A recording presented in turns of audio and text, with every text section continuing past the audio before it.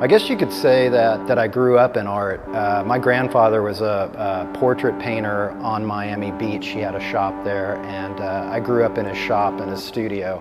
And from the time I could grip a pencil, he was providing me with opportunities to create. And I think the most valuable thing I got from that was that it was just never in question in my mind that I could be a professional artist, that was an actual occupation in this world. So it never seemed unique or out of reach to me.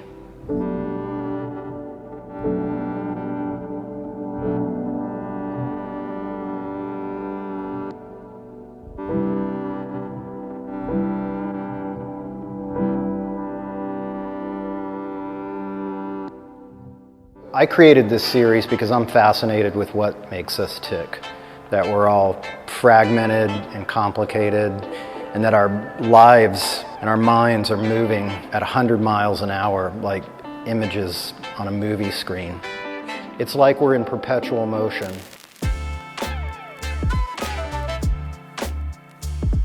I look at this body of work as a recognition of our commonality in total confusion.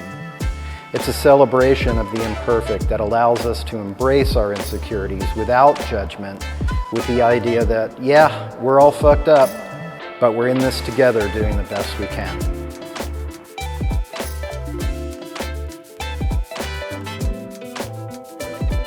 Abstract painters don't have any reference. You're getting just a pure read on how the artist feels inside. But I've always been looking for a way to combine abstract painting with my portraiture. And so one day I was here in LA at my studio and going through a sketchbook and came across this little doodle sketch that I'd done on the train in New York City on the way to my studio one day.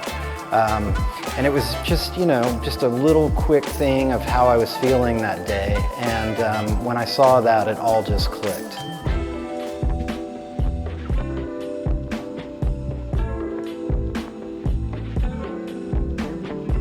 I am very, very interested always in showing immediacy and energy in all of my mark making and brush work. It's a very important thing to give the work life and depth. Because it's so energetic, it gives it a really certain feeling. And really, that's what I'm after.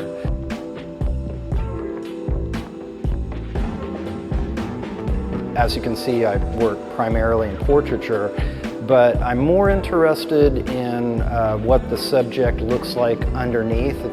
It's almost like inside-out portraiture. I'm digging and looking for a feeling or what that person is about, not necessarily what they look like.